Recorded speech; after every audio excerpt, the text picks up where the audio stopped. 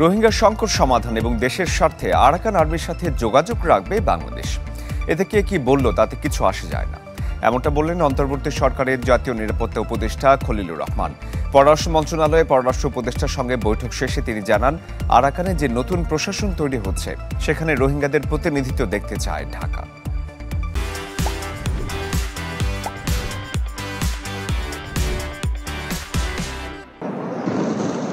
একটি দুটি নয়, রাখাইন রাজ্যের সবগুলো শহরেই এখন আরাকান আর্মির দখলে। এমন পরিস্থিতিতে কিভাবে এগোবে রোহিঙ্গাদের প্রত্যাবাসন, এমন প্রশ্ন যখন ঘুরপাক খাচ্ছে, তখন সামনে আসে মানবিক চ্যানেলের কথা। আর তা করতে যেমন প্রয়োজন আরাকান আর্মির সাথে যোগাযোগ, প্রয়োজন সেই তৎপরতায় নেপিদোকে পাশে নেয়া। একই সঙ্গে খাদ্য সংকটের পূর্বাভাস জাতিসংঘের। এরই মধ্যে বাংলাদেশে নতুন করে এসেছে লাখো রোহিঙ্গা। সব মিলে যখন পরিস্থিতি বেশ জটিল, তখন মঙ্গলবার জাতীয় নিরাপত্তা উপদেষ্টা ডক্টর খলিলুর রহমান বলেন, সংকট সমাধানে সীমান্তের ওপারে যারা থাকবে ঢাকা তাদের সঙ্গেই যোগাযোগ রাখবে।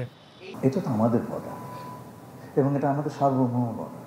এই বর্ডার আমাকে ম্যানেজ করতে হবে, রক্ষা করতে হবে, শান্তিপূর্ণ রাখতে হবে। এটা একটা পোরাস বর্ডার। তো এর জন্য ওপারে যেই থাকে তার সঙ্গে আমরা যোগাযোগ রাখবো। তিনি বলেন, বাংলাদেশ জাতিগত নিধন সমর্থন করে না। তাদের বিরুদ্ধে যেন বৈষম্যমূলক আচরণ করা না হয়, তারা যেন আবার দলে দলে বাংলাদেশে না আসে। এই কথাগুলো মানতে হবে।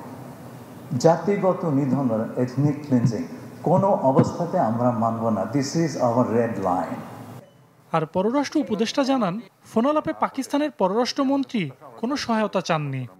আমার কাছ থেকে উনি কোনো সহায়তা চাননি বা রিয়াকশনও কিছু চাননি। আমি শুধু বলেছি যে আমরা আসলে চাই যে শান্তি বহাল থাকুক। সজল সাইক, চ্যানেল 24, ঢাকা।